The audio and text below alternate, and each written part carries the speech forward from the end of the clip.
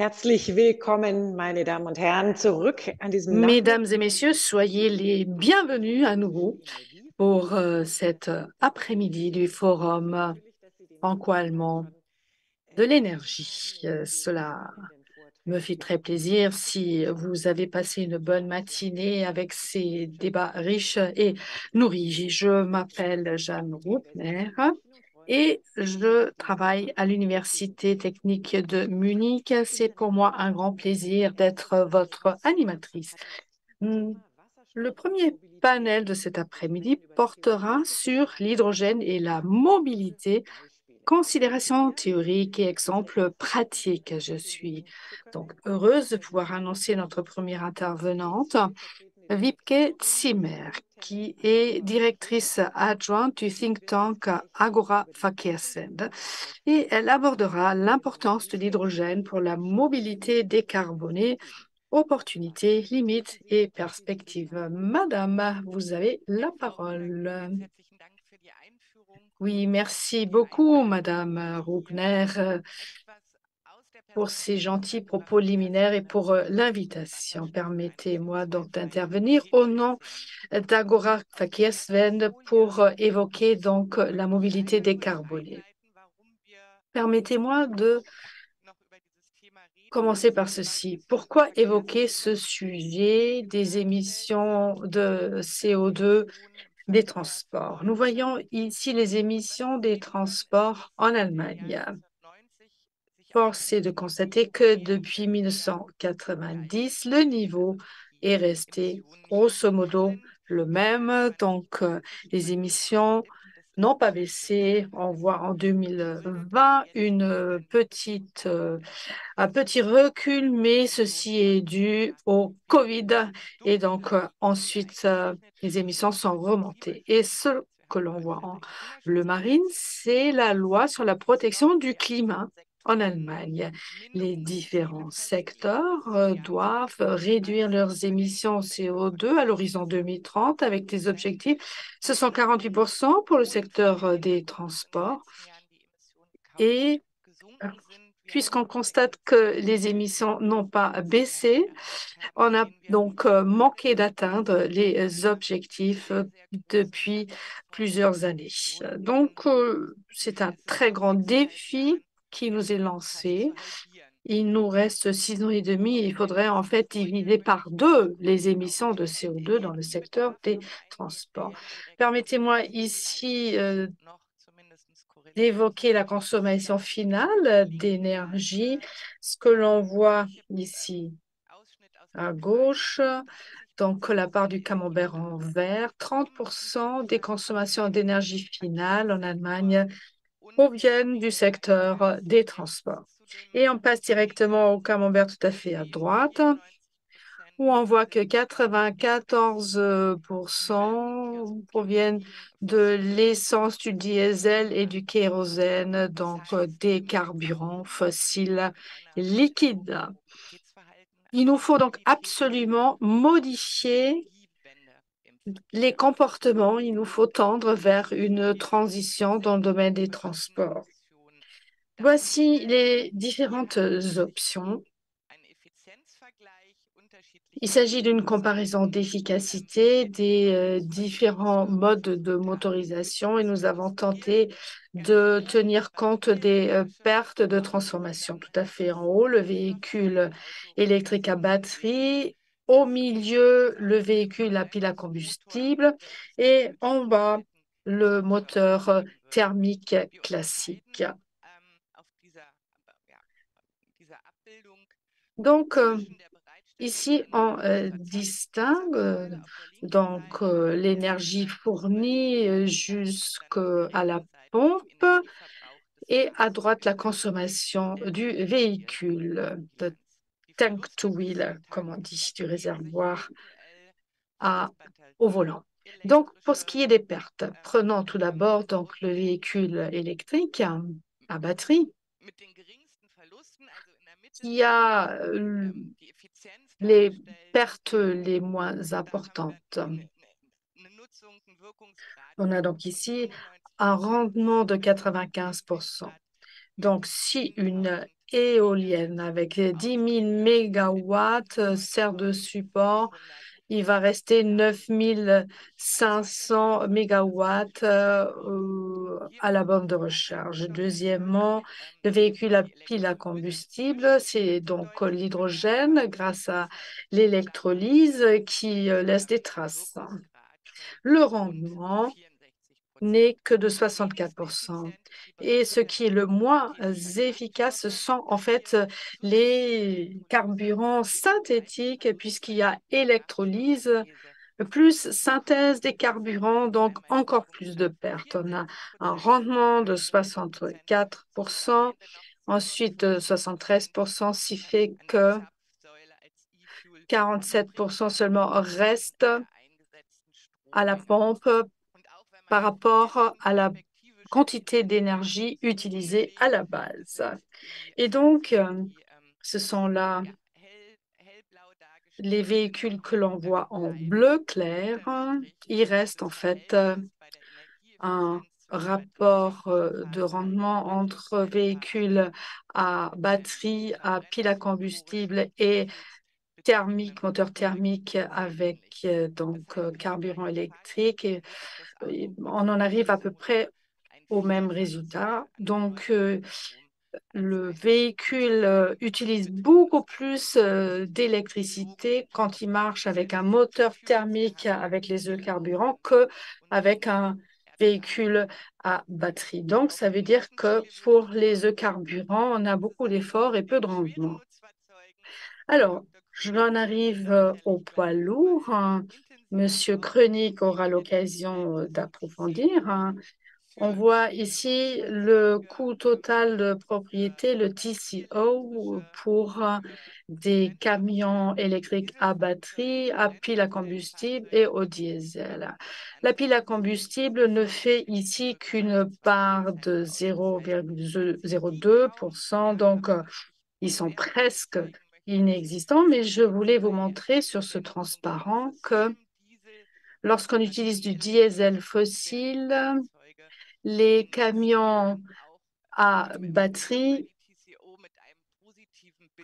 auront donc un résultat positif à terme. Et donc, le bilan coût serait pire, évidemment, si on utilise des carburants. On a un dynamisme assez fort, en fait, pour les camions à batterie, camions électriques, les camions à pile à combustible vont jouer un rôle à terme pour des applications très spécialisées. Mais là aussi, Monsieur Krenich aura l'occasion d'approfondir. Un mot de la production des carburants, c'est ce que l'on voit ici. Les carburants viennent donc par des procédés de synthèse et qui dit dit courant électrique nécessaire pour produire l'hydrogène. Alors, ce courant, lorsqu'il est renouvelable,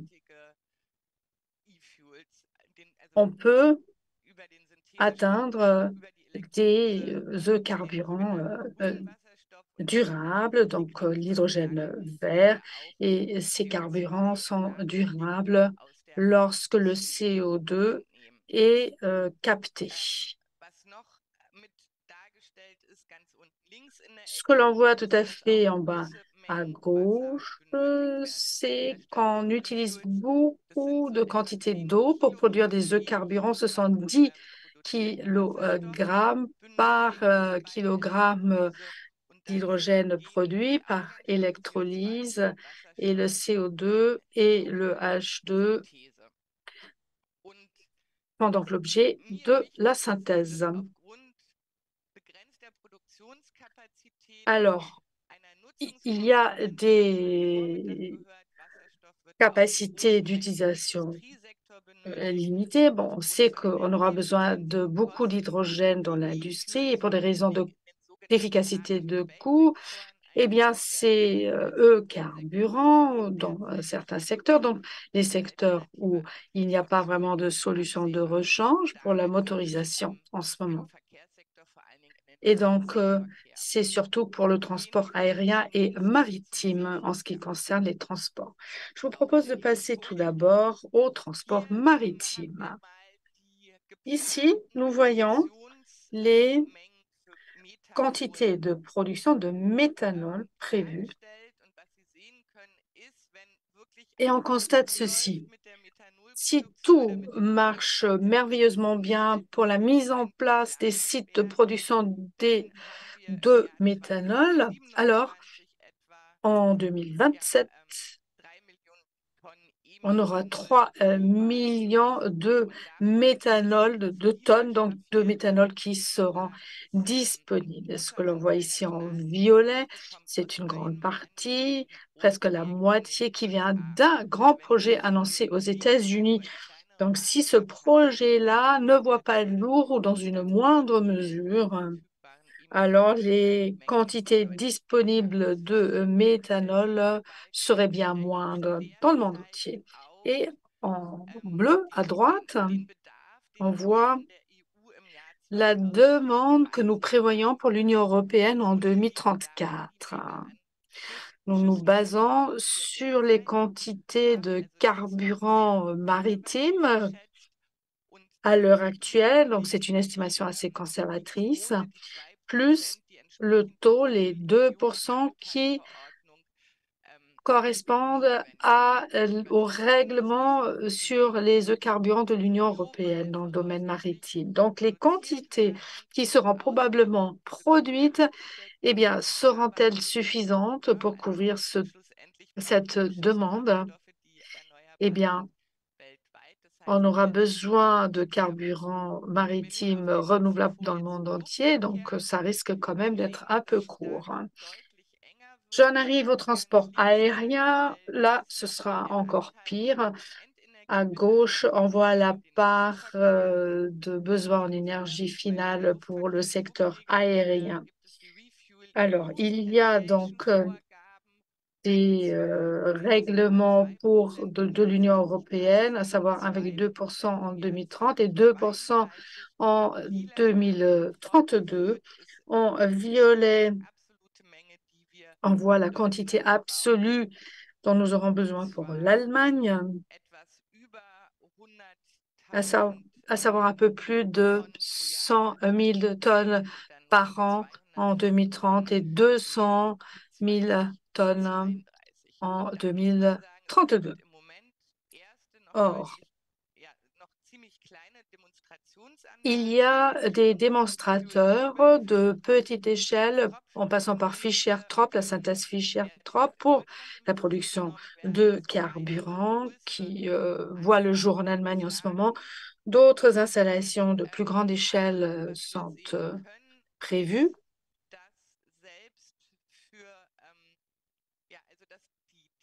Mais nous constatons que la quantité dont nous aurons besoin, ne serait-ce que pour l'Allemagne, ne sera que minimalement dépassé que par ce à quoi nous nous attendons pour le marché européen. Donc, la montée en puissance des carburants pour le transport aérien devra démarrer le plus rapidement possible afin que les capacités de production nécessaires puissent être mises en place. Prochain transparent.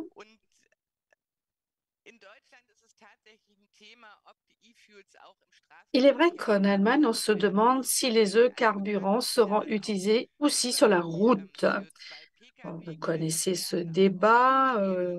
Ce sont donc les valeurs seuil pour les véhicules particuliers qui sont évoquées au plan européen également.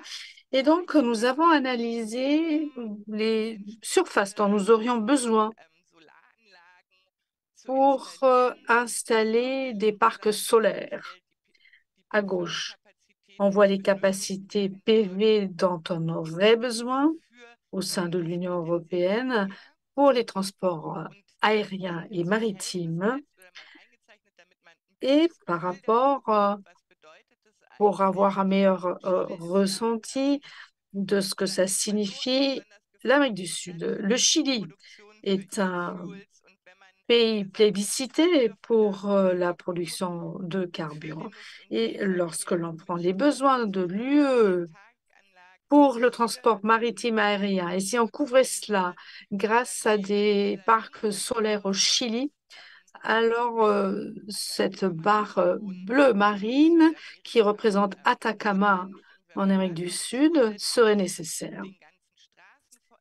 Et si en plus on souhaite décarboner la route par e-carburant, il faudrait donc monter des parcs solaires dans toute la région de l'Atacama au Chili, simplement pour couvrir les besoins de l'Union européenne. Le prochain transparent, eh bien, je ne fais que l'effleurer. Il est évident qu'il ne suffira pas de produire ces carburants en Europe pour les secteurs maritimes et aériens. Il est donc indispensable d'avoir une approche globale à cette production. J'en arrive à ma conclusion.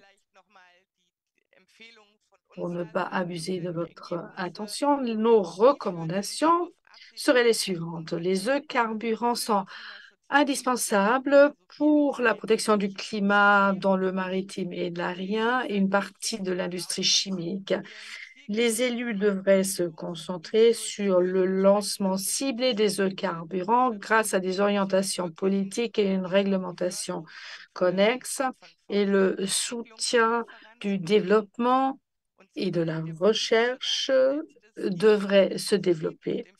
Et une fois que ce cadre politique existera, il appartiendra à l'industrie et aux consommateurs, donc, de les utiliser.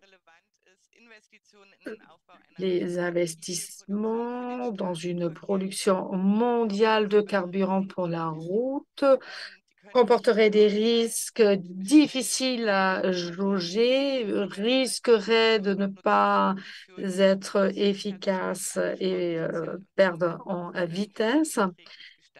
Et donc, il faut absolument que ces carburants soient produits de façon durable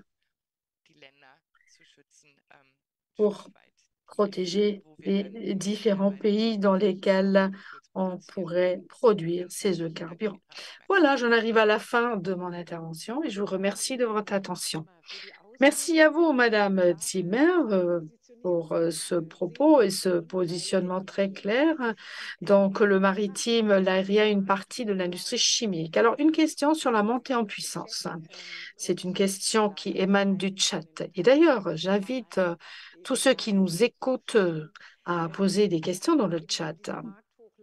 Vous avez évoqué donc la montée en puissance pour le transport aérien et vous avez dit qu'on a besoin d'un cadre réglementaire adapté. Alors, pourriez-vous concrétiser quelles seraient les mesures pratiques qui permettraient justement de réaliser cette montée en puissance?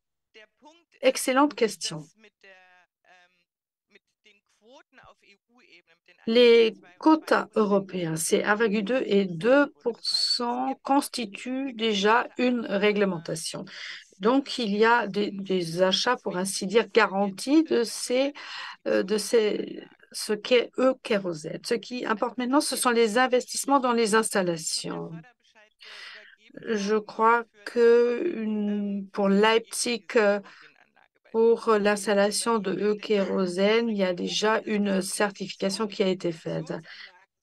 Il faut absolument investir et ces investissements sont lourds et ce sont des investissements qui seront porteurs qu'à long terme, une fois que le cadre permettra donc des achats garantis en fait, de ces quantités.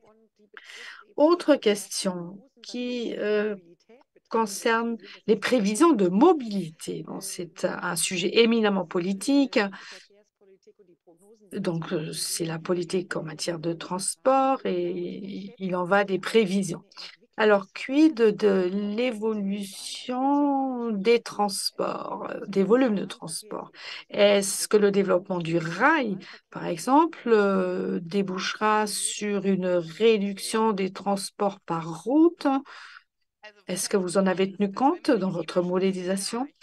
Une chose est certaine, si nous souhaitons atteindre les objectifs de protection du climat, ce que j'espère, il ne suffira pas de modifier la technologie, il faudra aussi modifier nos comportements de mobilité.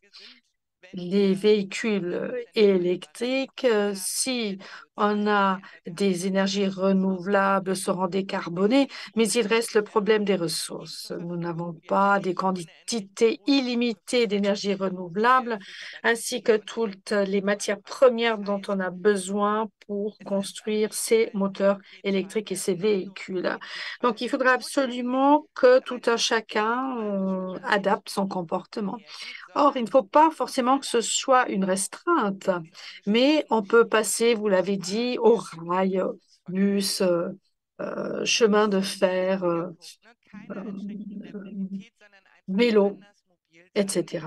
Donc, il ne faut pas forcément se restreindre, mais il faut se déplacer autrement et néanmoins de façon confortable. Merci beaucoup, Madame Zimmer, pour vos propos.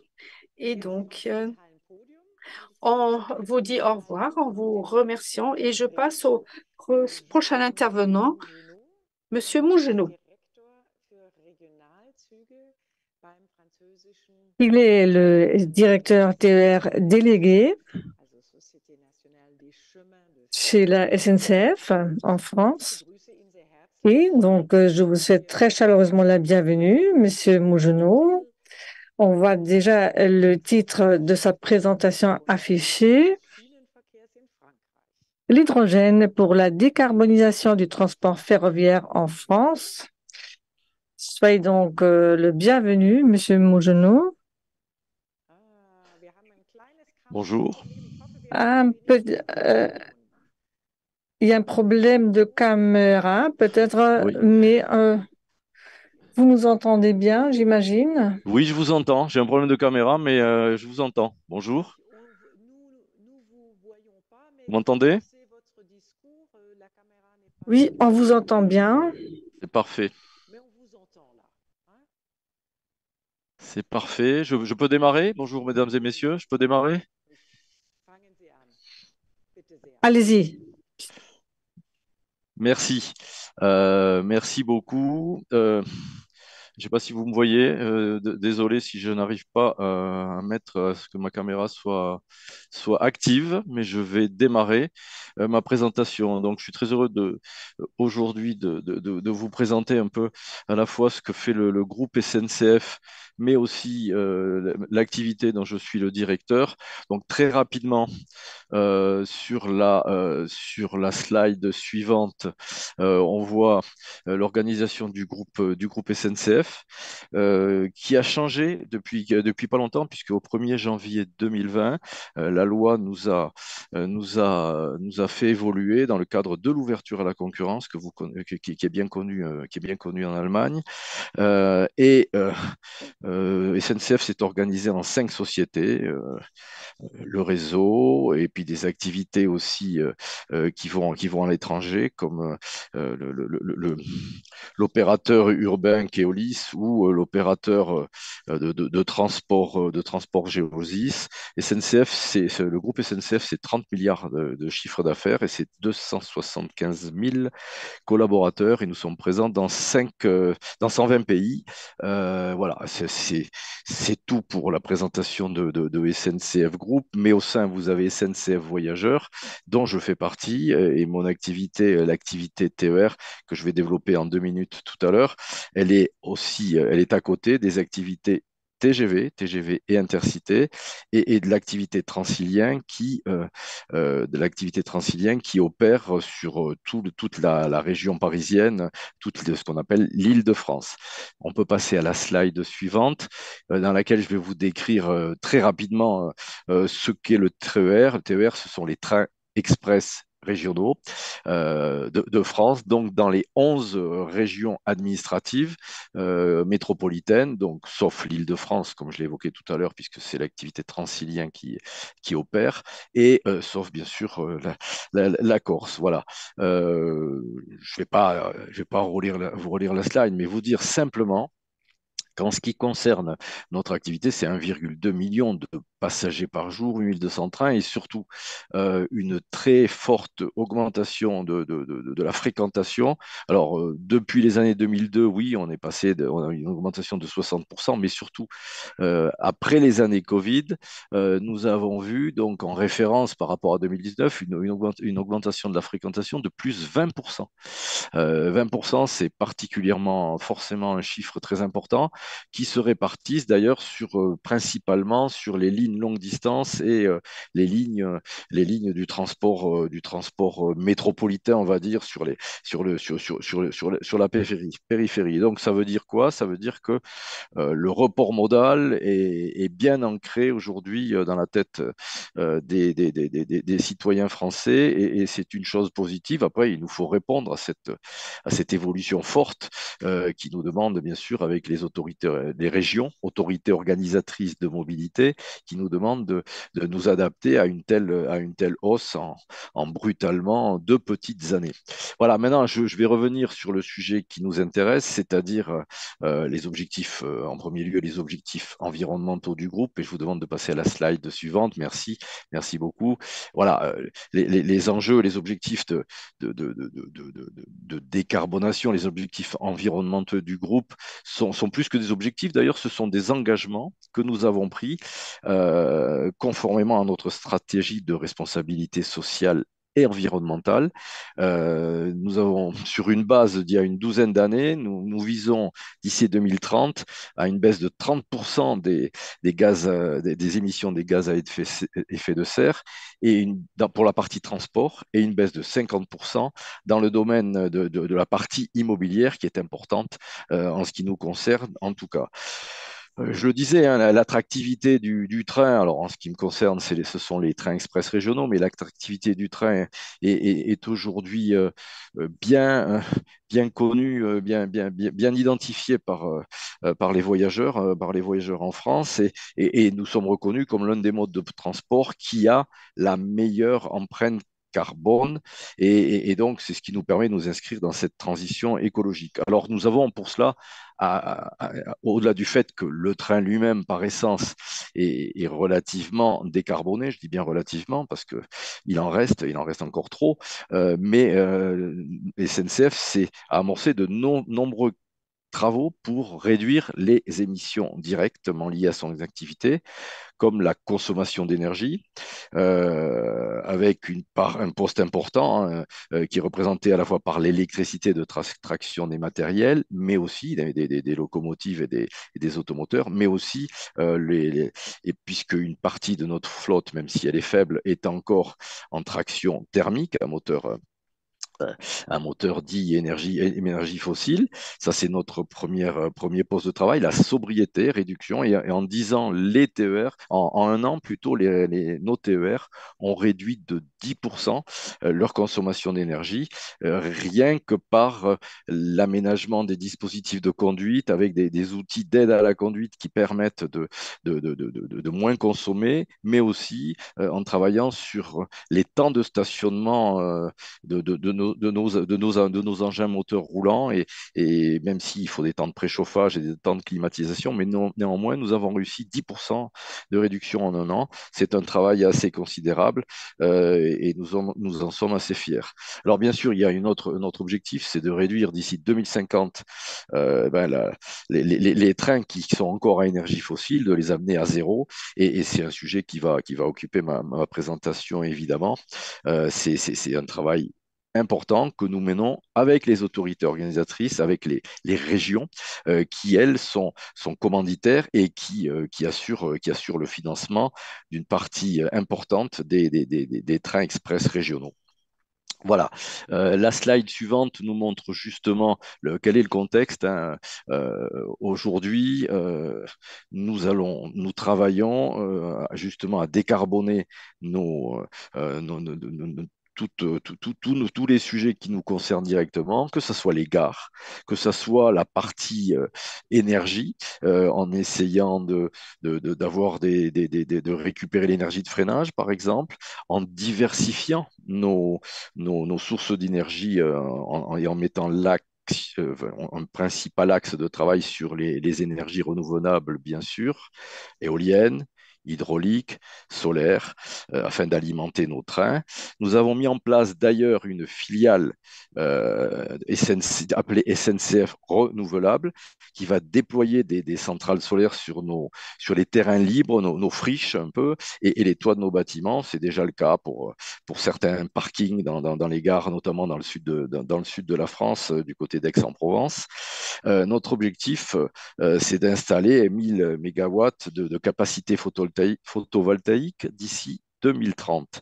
Et cela représentera un équivalent de 20% de notre consommation annuelle. Donc, c'est un sujet particulièrement porteur. Maintenant, en ce qui concerne la décarbonation de nos matériels, de notre parc, je le disais, une partie, on peut passer à la slide suivante, une partie de notre parc est encore à énergie fossile. Ça ne représente que 25% des circulations opérées par les trains express régionaux, donc 25% des 8200, 8300 trains qui circulent par jour. Mais néanmoins, c'est un effort que nous voulons faire et nous voulons le faire dans un travail en commun avec les constructeurs de matériel, bien sûr, et surtout, je dirais, les autorités organisatrices, les régions qui sont comme je le disais, les commanditaires, les 11 régions, comme Auvergne-Rhône-Alpes, comme Occitanie, comme la région Grand Est, évidemment.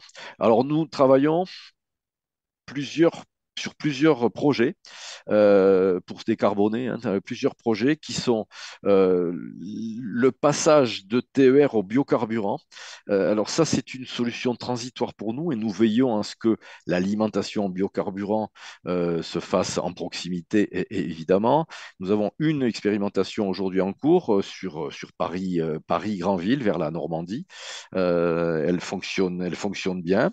Mais le point fort de nos travaux, c'est bien sûr de décarboner les matériels roulants eux-mêmes en passant soit avec des TER hybrides. Les TER hybrides, nous les appelons comme ça parce que ça correspond à ce qui se passe sur les voitures. Hein. C'est des batteries et du carburant. Alors, si possible bio, mais en tout cas du carburant classique.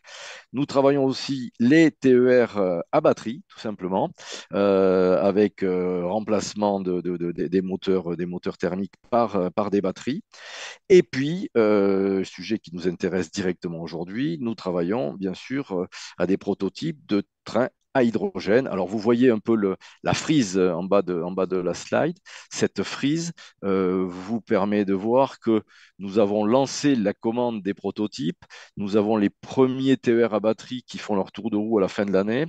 Nous avons les débuts des essais pour les trains hydrogène et puis des mises en exploitation, c'est-à-dire on va commencer à déployer, on va le dire, à partir de 2024 pour les trains à batterie et au-delà de 2026 pour les trains hydrogène. Alors, cela fait qu'en fait, les, euh, on va dire la flotte décarbonée ne pourra être vraiment atteinte que au-delà des années, à partir et au-delà des années 2030. Mais c'est pour ça d'ailleurs que nous travaillons dans la période de transition sur la partie des biocarburants qui est importante pour nous. Alors, peut-être développer un peu sur la slide suivante pourquoi nous venons aussi sur la solution hydrogène, puisque je l'ai dit, hein, nous travaillons sur plusieurs solutions, mais la solution hydrogène est pour nous importante parce que c'est une solution qui vise à travailler dans le champ de nos lignes, hein, les lignes qui sont à un fort kilométrage, hein, avec des destinations à fort kilométrage. Nous avons de la longue distance et dans ces cas-là, c'est-à-dire au-dessus de 300 km, nous considérons que l'hydrogène peut être et doit être plutôt intéressant. Alors, comment nous travaillons? Aujourd'hui, nous en sommes au stade de l'élaboration avec le constructeur et puis sous la gouvernance des régions, bien sûr. Nous sommes au stade de l'élaboration d'un prototype pour viser à la fois pour contrôler la performance technique du matériel. Est-ce que c'est la bonne autonomie? Quelles sont les consommations? Quelles sont les usures? Et puis aussi identifier le modèle économique de la solution hydrogène, hein, puisqu'aujourd'hui, vous le savez, et ça a dû être décrit dans votre programme, hein, bien sûr, le coût de l'hydrogène reste très élevé. C'est de 3 à 6 fois plus cher que le coût du diesel. Donc, nous avons pour cela, bien sûr, besoin d'aide et de financement. Mais ce qui nous est plutôt positif, c'est la fabrication d'hydrogène divers, c'est-à-dire décarboné à partir d'électricité elle-même décarbonée, est assez faisable, en tout cas sur le territoire français, de par à la fois les travaux que nous menons qui sont menés par le pays plutôt en matière d'énergie solaire, d'éoliennes, mais aussi et surtout grâce à la partie nucléaire. Donc voilà, nous allons tester cette performance et nous la testons sous un mode un peu particulier, c'est-à-dire que nous ne souhaitons pas opérer avec un train purement hydrogène, mais nous mettons des trains dits bimodes avec alimentation électrique par la caténaire, hein, le fil conducteur de la caténaire, et alimentation hydrogène, ce qui permet de préserver la réserve d'hydrogène en circulation sous caténaire et qui permet d'avoir une bonne combinaison, selon nous, bien sûr, parce qu'il faudra évidemment tester ce dispositif. Et c'est comme ça que c'est sur cette base que nous avons conseillé les régions, nos autorités organisatrices, pour que justement nous regardions quels sont les meilleurs cas d'usage et sur quelle ligne nous allons pouvoir développer cette solution à partir après les premières circulations qui auront lieu en 2026. Alors maintenant, je pourrais en terminer sur la slide suivante et la prochaine, mais enfin déjà sur la slide suivante, en rappelant qu'en fait, ce que nous avons besoin pour que ça fonctionne, le train à hydrogène, il faut bien sûr une maîtrise de la technologie avec des dispositifs de sécurité, évidemment, dispositifs de sécurité qui est un nouveau format, qui est dans un nouveau format, puisque nous avons l'habitude de l'alimentation électrique, nous avons l'habitude de l'alimentation diesel, mais l'hydrogène, c'est quelque chose de nouveau et nous sommes très attentionnés à ce que tout se fasse en sécurité. Il faut maîtriser aussi tout l'approvisionnement, hein.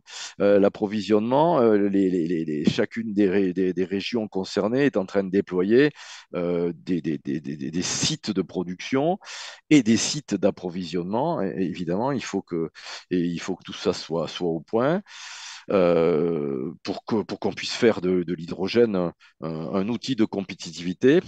Et puis, bien sûr, je l'évoquais tout à l'heure, et il faut absolument que la production d'hydrogène et les producteurs d'hydrogène trouvent des solutions pour baisser le coût qui, aujourd'hui, sauf financement, mais qui ne pourront être que temporaires, sont encore trop élevés, évidemment.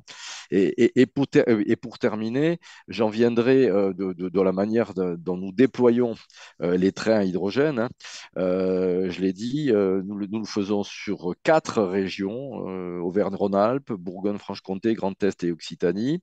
Comme je l'ai évoqué tout à l'heure, les essais de validation auront lieu à partir de 2024 jusqu'en 2026 et avec des premières circulations commerciales qui auront lieu à partir de 2026 pour transporter à peu près 250 passagers à 160 km/h. Et c'est un projet, ce premier lancement, qui représente 231 millions d'euros dans son ensemble et 215 millions d'euros sont apportés par les 4 régions que je viens de vous décrire.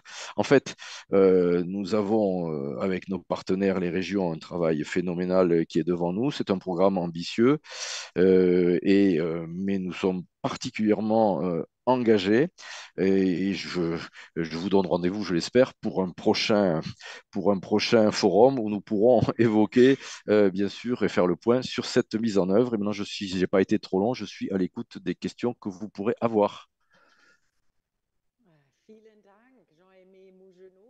Oui, merci beaucoup, Jean-Aimé Mougenot, pour cette présentation très intéressante sur la conversion à l'hybride et à l'hydrogène des trains. On a un peu de temps pour une question du chat avec une réponse brève, s'il vous plaît. Bien sûr. Pourriez-vous donner des exemples concrets?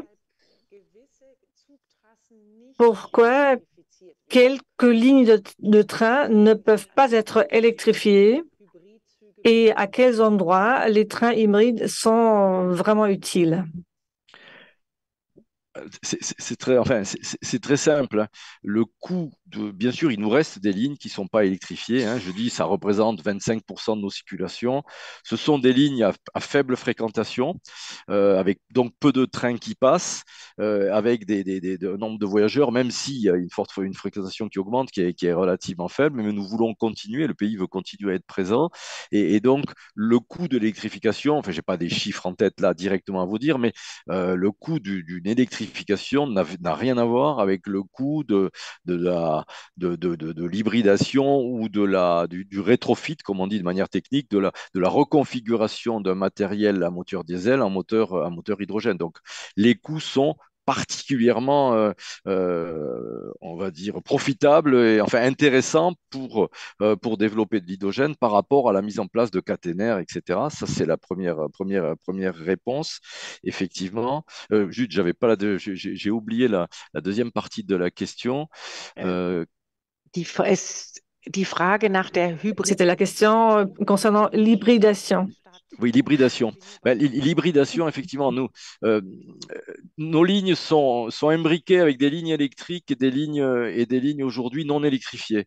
Et c'est ce qui fait que nous choisissons l'hybridation parce que ça nous permet d'abord de ne pas avoir des parcs trop dédiés, ce qui a un surcoût, et ça facilite la fluidité de la mise en œuvre des circulations. Et c'est pour ça que nous choisissons l'hybridation. L'hybridation nous permet aussi d'aller plus loin avec le deuxième mode. On peut faire une partie aujourd'hui en moteur thermique, demain en moteur hydrogène, et puis continuer quand on arrive dans une grande gare comme Lyon. On peut arriver du Massif central et de Clermont. Bien sûr, ça c'est en partie électrifié, mais il y a des lignes qui sont en thermique, et rejoindre la capitale lyonnaise, si je puis dire, si je peux m'exprimer ainsi, et ensuite passer en mode caténaire, ce qui donne beaucoup plus d'autonomie et ce qui garantit une efficacité plus forte que de viser simplement le moteur à hydrogène. Ça nous évitera aussi d'implanter trop de stations, en tout cas dans un premier temps. Donc, c'est une question de fluidification de notre exploitation, mais aussi une question de coût, tout compte fait. Oui, merci infiniment pour cette présentation. Donc, on va passer directement à Monsieur Jan Krönig, directeur de la stratégie de Daimler Trucks and Buses, et il va nous parler de l'hydrogène pour la décarbonisation du transport routier de marchandises, l'exemple de Daimler Truck. Ja, vielen Dank für die Einleitung. Ich freue mich heute, Merci dass ich auf dem pour ce propos Deutsch-Französischen liminaire. C'est un grand Energieforum plaisir pour vorstellen moi kann, de welches pouvoir Potenzial présenter à Wasserstoff ce hat, forum den Road. énergie franco-allemand le potentiel de la décarbonation du transport routier et le rôle de l'hydrogène à cet égard. Les premières réussites en la matière sont également à la hauteur des grands défis qui nous attendent. Ce chiffre très impressionnant, dont je souhaite vous faire Trucks in part, Summe montre weltweit bien que 9 Billionen ce sont 9 billions de tonnes-kilomètres par an qui sont parcourus chaque année, non pas pour le plaisir, mais parce que ce soit les cellules, les panneaux PV ou les pots de yaourt, c'est nous qui les transportons jusqu'au dernier kilomètre. Et ceci explique ce volume important. Notre empreinte CO2 représente donc en conséquence 2 milliards de tonnes de CO2. Et donc nous avons pris la résolution de décarboner cette activité, d'être leaders dans notre secteur du transport, donc d'être les fers de lance, les leaders de la décarbonation. Comment est-ce que cela fonctionne? Eh bien, nous avons une triple vision de la décarbonation que vous observez ici. Un point de vue technique, deux point de vue infrastructure sur la droite et au milieu, trois notre client. Son point de vue est central. Et il faut une interaction entre ces trois éléments pour permettre la réussite de la décarbonation. Pourquoi cela? C'est une évidence, nous sommes directement responsables de cette empreinte et de cette entreprise. Nous devons réussir à décarboner les véhicules. Il faut des mécanismes d'entraînement qui soient zéro émission, donc soit électrique à batterie, soit électrique hydrogène, pour que ce type de propulsion permette d'avoir un véhicule qui n'émette pas du tout de CO2. L'infrastructure maintenant, tout à droite. Oui, si nous avons suffisamment de bornes de rechargement, que nous avons un réseau et un apport énergétique suffisant pour répondre aux besoins de chargement, mais aussi, pour ce qui est de l'hydrogène cette fois-ci, si les capacités de production d'hydrogène vert sont à la hauteur du besoin, indépendamment de la météo, est-ce qu'il vente, est-ce qu'il y a du soleil, ou si on a des volumes qui sont acheminés vers l'Europe et qui sont ensuite redistribués là où les poids lourds en ont besoin, alors l'infrastructure sera à la hauteur des besoins. Et bien sûr,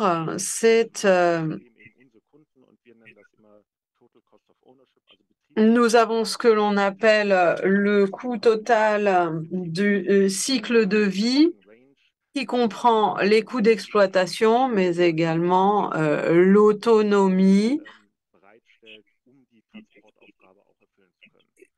qui est un paramètre clé afin de répondre ou de réaliser sa tâche de transport. Donc, ce sont ces trois dimensions qu'il nous faut bien saisir pour décarboner notre secteur. Comment est-ce que cela fonctionne pour les poids lourds? Je vais vous le montrer dans les minutes qui viennent. Alors, commençons par le plan technique et les produits. Qu'avons-nous fait? Que voyez-vous ici? On en est déjà à la troisième génération.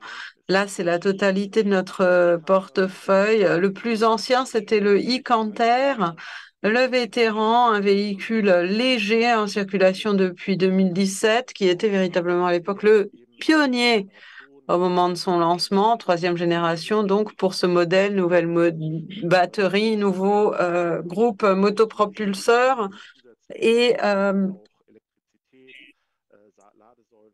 c'est un produit qui peut s'articuler sans problème avec l'approvisionnement en électricité, les bornes de rechargement, etc. Depuis 2018, avec le Citaro, nous étions précurseurs, même si les Chinois ont été plus rapides que nous, mais montrer que nous avons bien compris qu'il s'agissait d'être les plus rapides sur la voie de l'électrification. Les villes comme Wiesbaden, désolé, c'est une ville en Allemagne, ont été précurseurs et ont montré comment il était possible de faire fonctionner ce type de système. Dans quelques semaines, on aura certainement des exemples les plus représentatifs de notre électrification. Hier, on a eu le lancement du Mercedes DR600, premier poids lourd, et Actros 600, premier poids lourd avec une autonomie de 600 km. Donc c'est le premier long courrier, pour ainsi dire, qui est en mesure de parcourir de longs trajets sans qu'il soit nécessaire de procéder au rechargement. Ça correspond également au temps de pause des conducteurs. Et puis, on a eu un trajet de 1000 km qui a rejoint Berlin la semaine dernière, avec un petit détour par Brême, je crois. Ce n'était pas le trajet le plus direct, mais cependant, c'était une bonne illustration qui montre que nous sommes tout à fait parés Pour faire face à ce qui nous attend, nous avons nombre de véhicules dans ce portefeuille qui en sont déjà à leur deuxième génération. Et tous les germes de ce portefeuille pour l'avenir sont déjà là. Daimler Truck, nous avons besoin de plus qu'une technologie d'entraînement ou des batteries. Non, notre approche, reconnue par nos clients, c'est que ce qui est décisif, c'est les critères décisifs sont le besoin d'autonomie et le poids de la charge. Donc, les charges moins lourdes et les trajets plus courts sont plutôt pour l'électrique. Le hydrogène, lui, dès qu'on dépasse les 1000 km et qu'on porte des charges plus lourdes, c'est bien l'hydrogène qui s'y prête, parce qu'on ne peut pas porter des kilos et des kilos de batterie dans un véhicule sans le recharger. Donc, c'est plutôt sur ce segment charge lourde, trajet long avec des travails en 3/8 ou postés avec plusieurs services. C'est effectivement sur ce segment-là que l'hydrogène est le dispositif de mise. Alors, bien sûr, nous avons également tout ce qui est dispatching dans les centres-villes et livraison dernier kilomètre ou au jour le jour.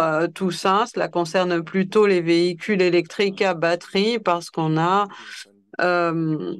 des distances totales cumulées qui n'excèdent pas les 500 km et donc c'est tout à fait possible de satisfaire nos clients en utilisant un véhicule électrique à batterie pour ce type de besoin. Le Gen H2, ce prototype en propulsion hydrogène, il s'agit en fait de batteries à cellules avec ce poids lourd. Vous pouvez, et nous l'avons fait, effectuer des rechargements, mais également avoir une autonomie qui avoisine les 300 km. On a obtenu les 270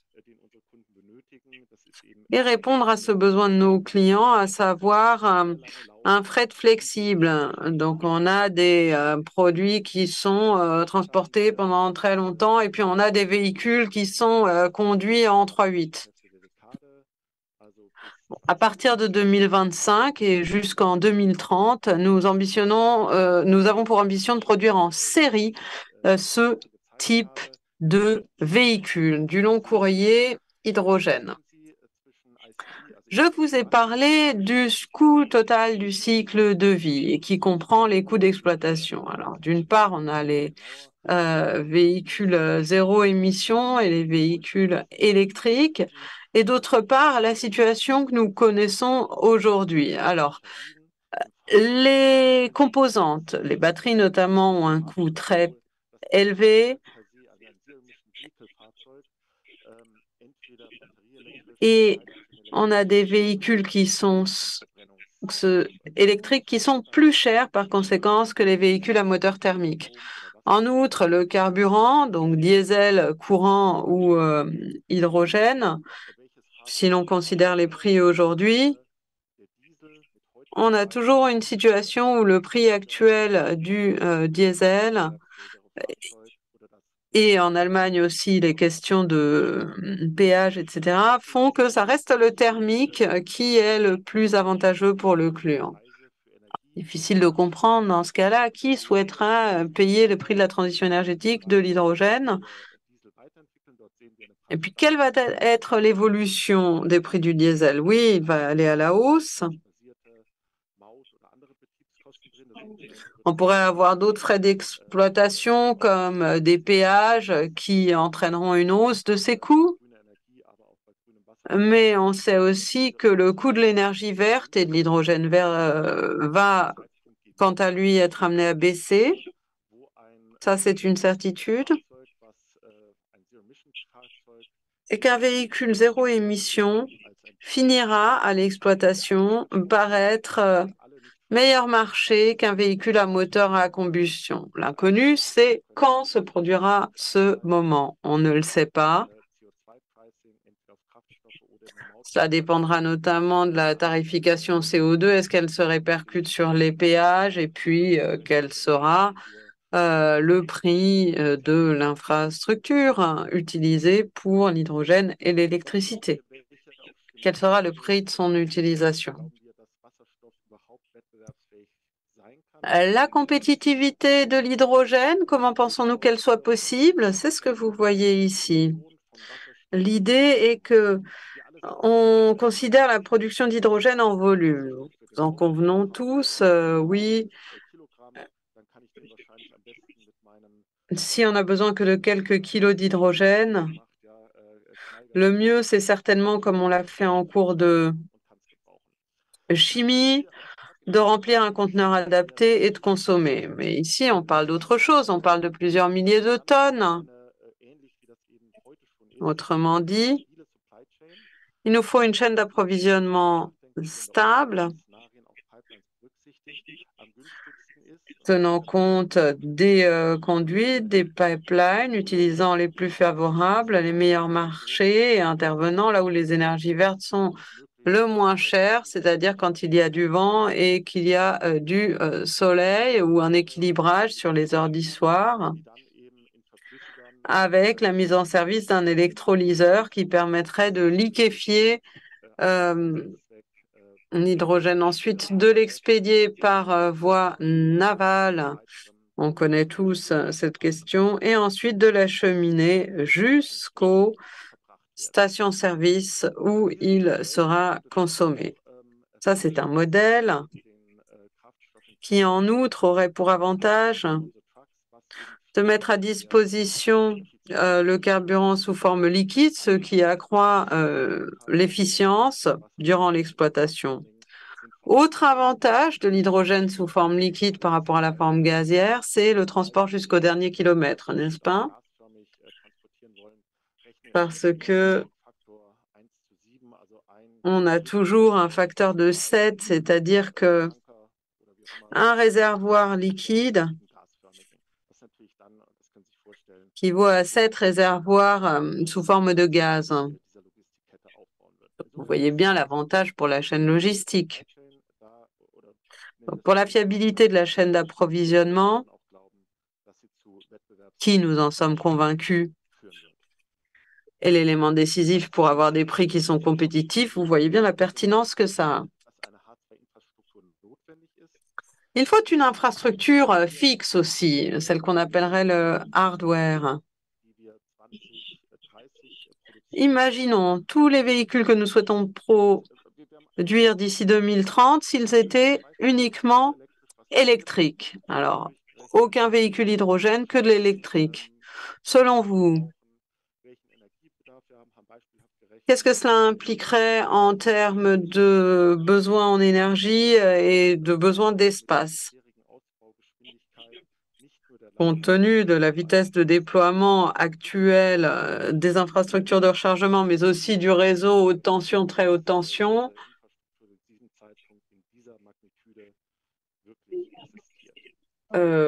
cela impose une contrainte de calendrier qui ne correspond pas aux besoins actuels. L'infrastructure électrique, oui, alors c'est très simple pour chaque individu de construire sa borne de rechargement devant son garage. Pourquoi ne pas faire la même chose sur un poids lourd? Si on doit faire la même chose pour un poids lourd 10 kWh, le processus d'autorisation en soi est déjà suffisamment lourd, ou plutôt impose à la ville de déployer le réseau moyenne tension, etc., etc. Donc c'est un exemple très concret, n'est-ce pas, mais qui vous montre que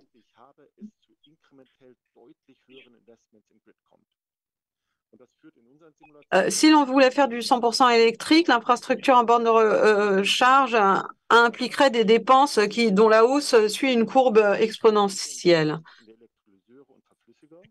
Donc, pour l'hydrogène, on a effectivement des investissements conséquents pour les électrolyseurs et la liquéfaction. Mais par contre, pour la répartition, c'est le même modèle que ce qu'on voit sur les stations-service aujourd'hui. Et donc, c'est réplicable à plus grande échelle. On a d'abord une pompes, puis on en a 2, puis on en a 5. Et puis, plus les choses avancent, moins on a besoin de points de rechargement par véhicule. Et donc, on peut adapter l'offre en rechargement hydrogène ou hydrocarbures. Autrement dit, on n'a pas besoin de créer un doublon d'infrastructure. On peut s'appuyer sur de l'actif existant pour la répartition de l'hydrogène. Du point de vue économique, au plan national, les coûts infrastructurels sont moindres pour l'hydrogène et on a la possibilité d'être plus rapide que ça n'est le cas dans le déploiement des bornes de rechargement électrique sur le territoire européen.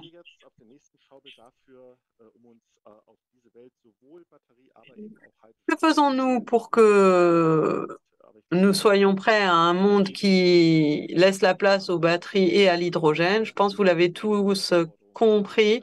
Seul Daimler ne saurait relever les défis que cela implique et c'est la raison pour laquelle nous avons, dès le début, aspiré à des partenariats très actifs, technologiques avec Stellantis, Volvo Trucks pour la production.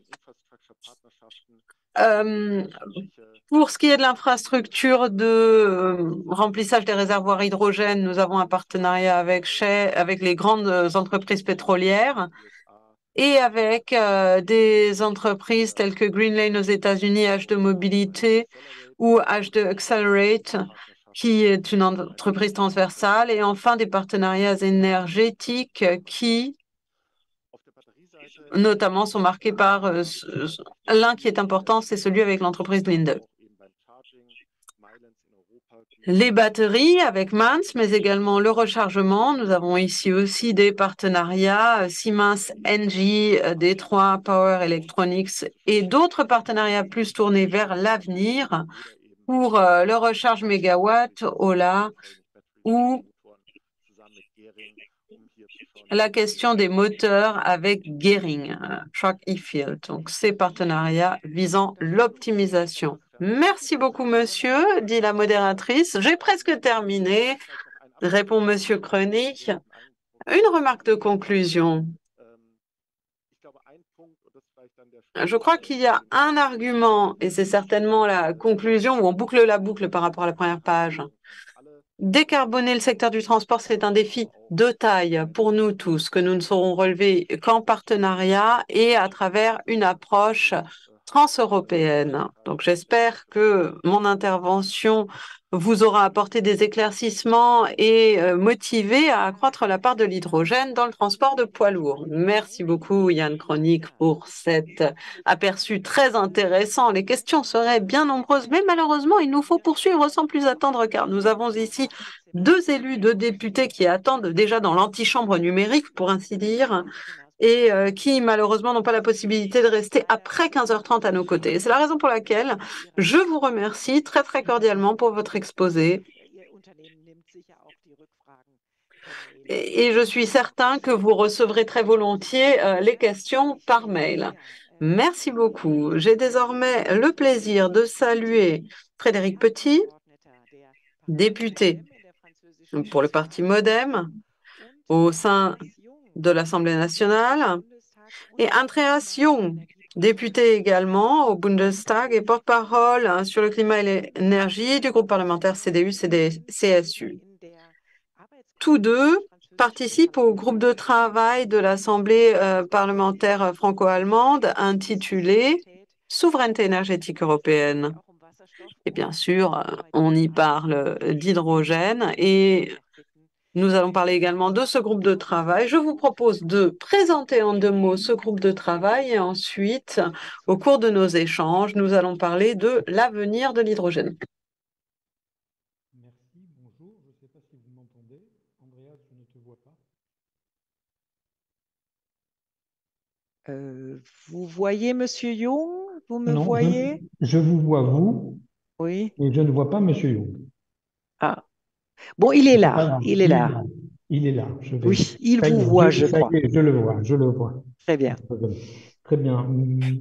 Andreas, je commence alors, puisque j'ai Je vais profiter de Aber bitte, l'incident guten Tag technique an alle. pour démarrer. Bonjour Andreas, bonjour Madame Rubner, merci de cette invitation.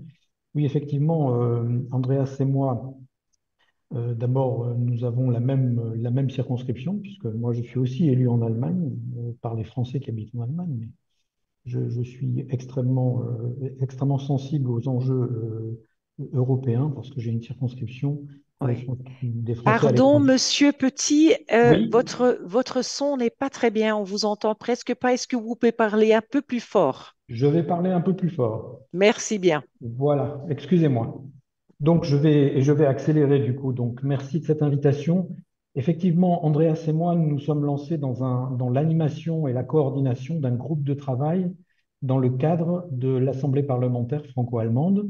C'est un groupe de travail qui travaille depuis 9 mois, 8 mois, 9 mois sur la souveraineté énergétique franco-allemande et européenne.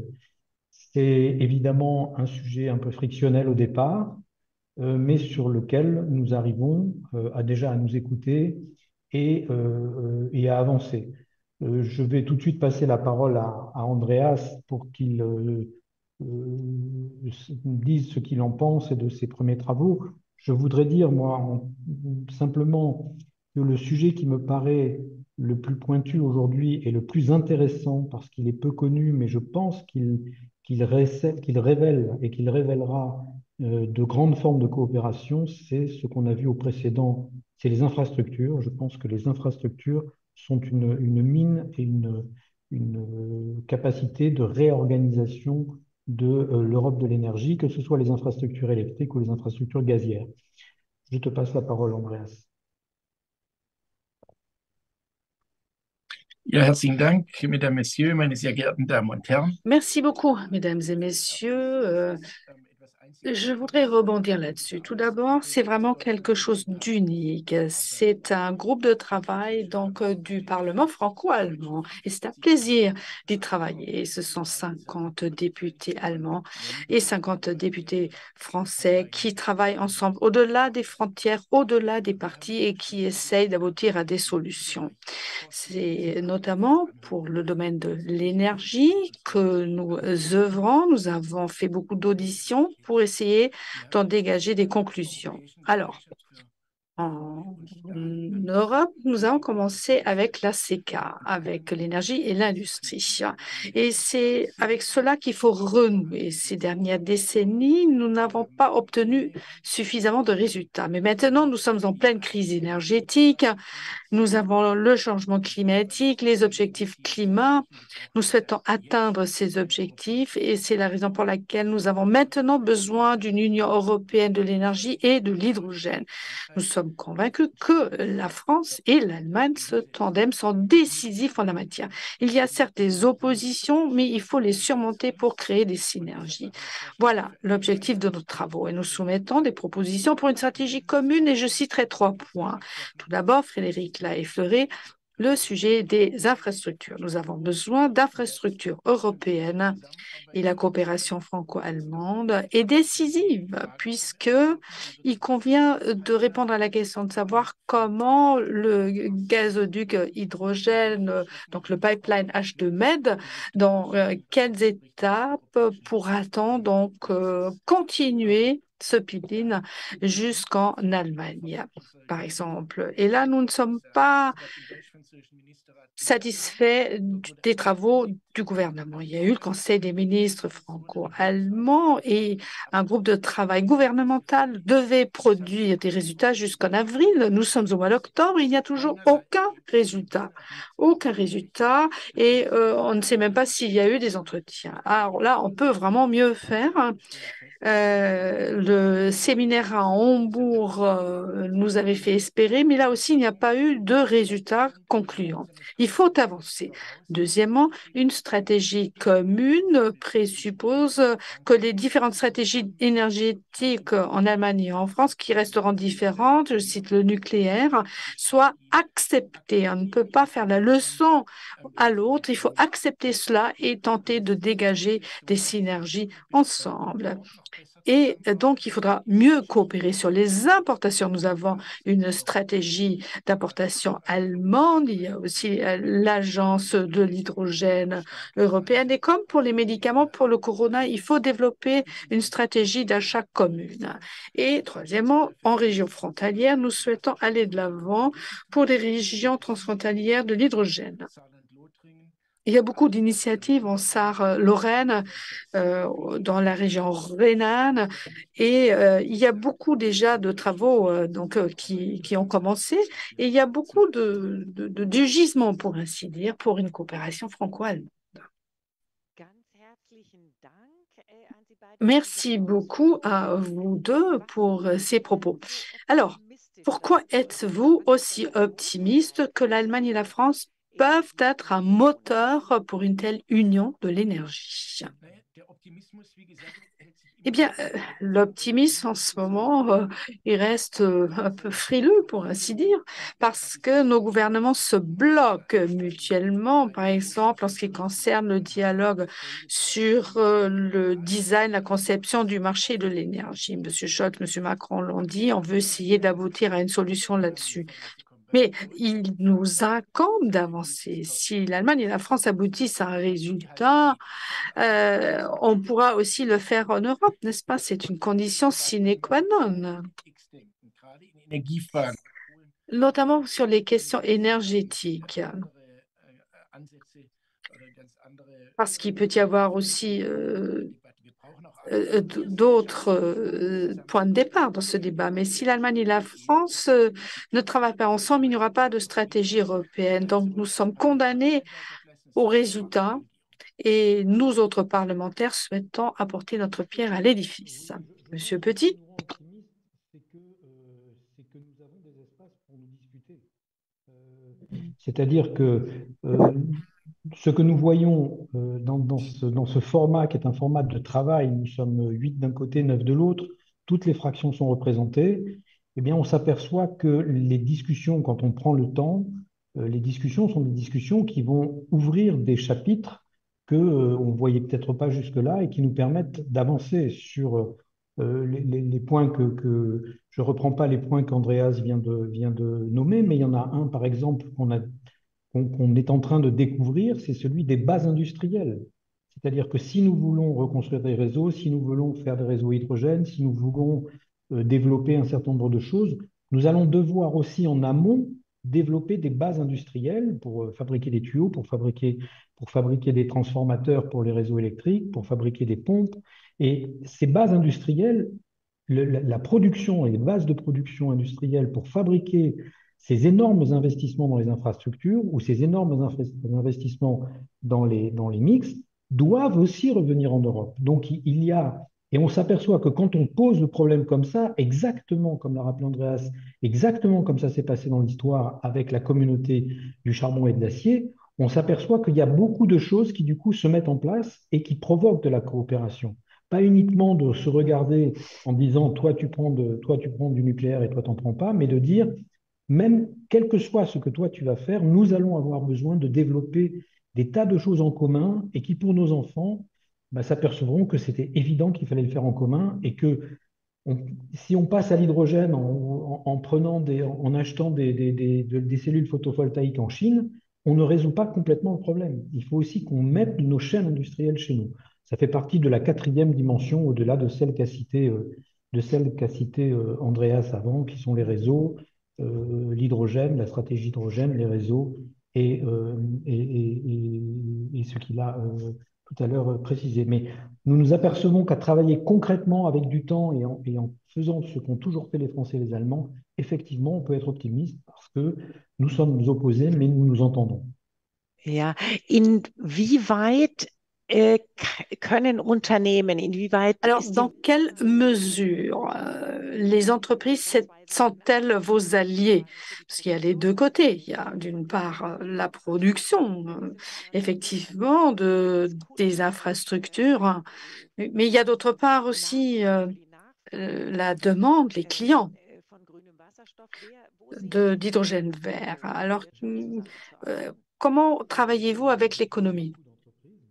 Nous avons des groupes d'entreprises, nous les interrogeons, nous les voyons.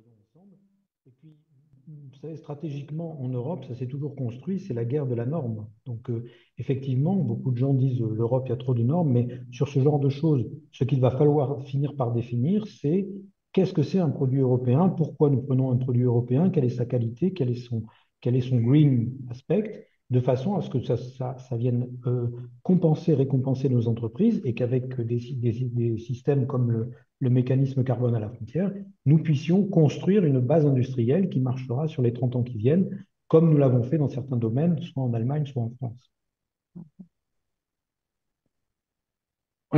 Und ich will es vielleicht auch aus unseren bisherigen Anhörungen so beschreiben, die Alors, Wirtschaft.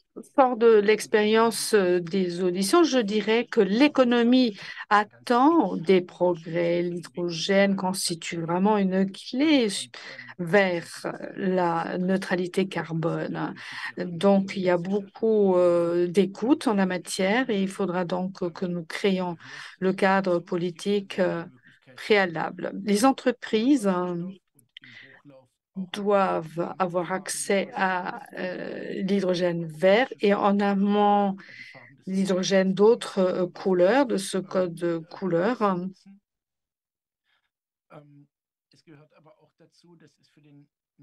Mais il faut aussi des conditions cadres fiables pour le déploiement du réseau. Il faut absolument réussir cette extension du réseau. Il va falloir investir et on aura besoin d'un business model, évidemment, pour le faire. Il faut le faire dans les pays, mais aussi au plan européen pour enchevêtrer cela. Au niveau des entreprises, on a de superbes projets, par exemple en Sarre et en Lorraine, où il y a des projets transfrontaliers avec une production d'hydrogène en France qui va vers les entreprises sarroises. C'est un excellent exemple de ces synergies dans lesquelles nous pouvons puiser. Oui, mais il en faudra plus, n'est-ce pas, de ces projets? Yabed. Oui, bien sûr, mais ce qui est intéressant, c'est que ce sont des projets, le projet en particulier entre la Sarre et la Lorraine est un projet qui a quand même une certaine échelle, hein. Ça remplace la base de Carlin, la précédente base de Carlin en Lorraine. Donc, ce sont des projets qui sont assez intenses, qui ne sont pas des projets pilotes, hein. C'est vraiment important. Ça peut sauver une usine et un bassin d'emploi. Et puis, en plus, je pense que l'Europe s'est toujours construite comme ça. C'est toujours construite avec un projet, 2 projets, 3 projets, 100 projets. Et effectivement, il faudra qu'il y en ait plus, mais c'est parce qu'un projet va faire la route que les autres suivront. Ja, ganz herzlichen Frederik Ja, hat genannt ja.